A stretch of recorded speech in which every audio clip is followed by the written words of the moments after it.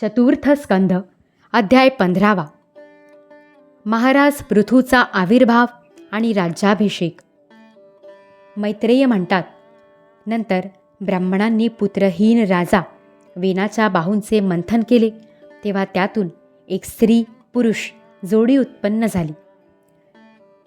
ब्रह्मवादी ऋषींनी ती जोडी उत्पन्न झालेली पाहून आणि ते भगवंतांचे अंश आहेत असे जाणून ते फार प्रसन्न झाले आणि म्हणाले, ऋषी म्हणाले, हा पुरुष भगवान विष्णूंच्या विश्वपालक कलेपासून प्रगट झाला आहे आणि ही स्त्री म्हणजे परमपुरुषाची त्याच्यापासून कधीही वेगळी न राहणारी लक्ष्मी हिचा अवतार आहे. यांपैकी जो पुरुष आहे तो आपल्या सुयशाचा विस्तार करणार असल्यामुळे परमयशस्वी पृथू नावाचा सम्राट होईल. राज्यांमध्ये हाच प्रथम असेल. ही सुंदर दंतपंक्ती असलेली तसेच गुण आणि अलंकारांनाही विभूषित करणारी सुंदरी या पृथूलाच पती म्हणून वरेल. हिचे नाव अर्ची असेल.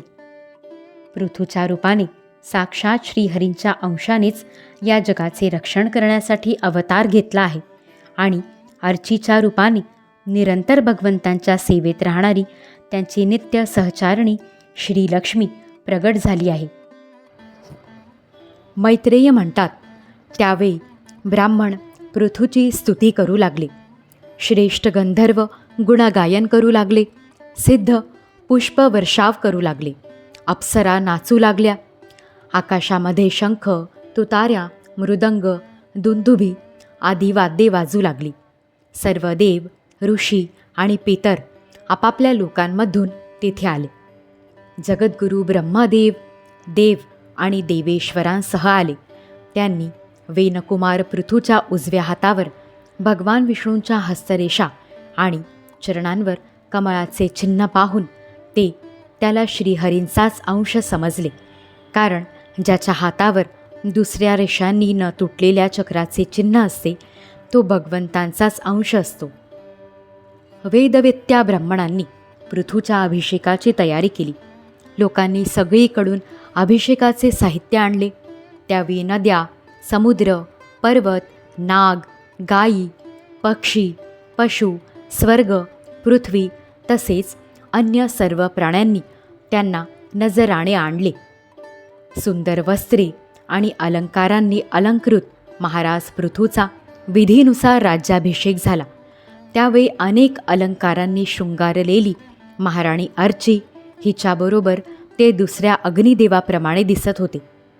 हे वीर विदुरा, त्यांना कुबेराने अतिशय सुंदर सुवर्ण सिंहासन दिले.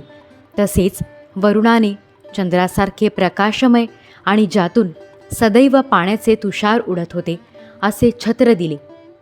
वायूने 2 चवऱ्या, धर्माने कीर्तिमय माळ, इंद्राने मनोहर मुकुट, यमाने दमन करणारा दंड, ब्रह्मदेवाने वेदमय कवच, सरस्वतीने सुंदर हार, विष्णूंनी सुदर्शन चक्र, लक्ष्मीने स्थिर संपत्ती, रुद्राने 10 चंद्राकार चिन्हांनी युक्त अशी म्यानासह तलवार, पार्वतीने 100 चंद्राकार चिन्हांची ढाल, चंद्राने अमृतमय घोडे, विश्वकर्म्याने सुंदर रथ, अग्नीने बोकड आणि बैल यांच्या शिंगांपासून बनविलेले सुदृढ धनुष्य, सूर्याने तेजोमय बाण, पृथ्वीने पायात घालताच अपेक्षित ठिकाणी पोहोचविणाऱ्या योगमय पादुका, आकाशाने न कोमेजणारी फुलांची माळ, आकाशात विहार करणाऱ्या सिद्ध गंधर्व आदींनी नाचगाणे, वाजवणे आणि अंतर्धान पावण्याची शक्ती,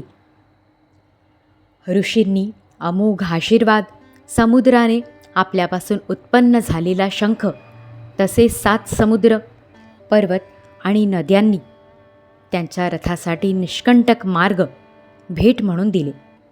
त्यानंतर सूत, मागध आणि बंदीजन त्यांची स्तुती करण्यासाठी उपस्थित झाले. तेव्हा त्यांची स्तुती करण्याचा हेतू ओळखून वेनपुत्र परमप्रतापी महाराज पृथू हसत हसत मेघाप्रमाणे गंभीर वाणीने म्हणाले.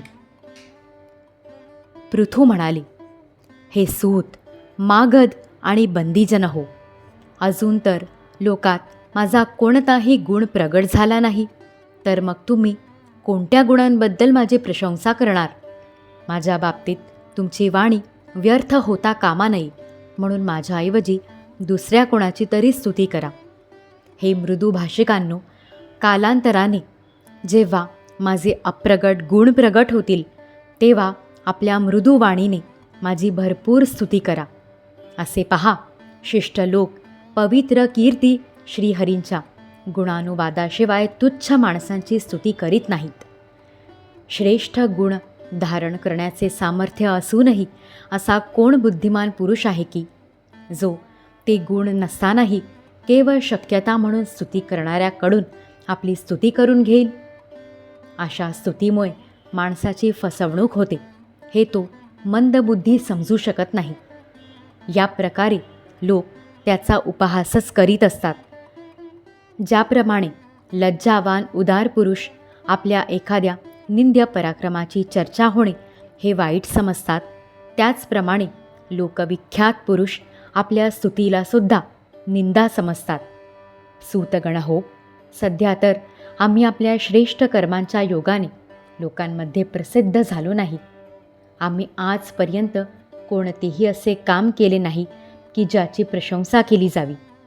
तर मग लहान मुलांप्रमाणे तुमच्याकडून आपल्या कीर्तीचे गान कोणत्या तऱ्हेने करून घ्यावे. अध्याय 15 समाप्त. श्री सद्गुरु चरणारविंदार्पितमस्तु.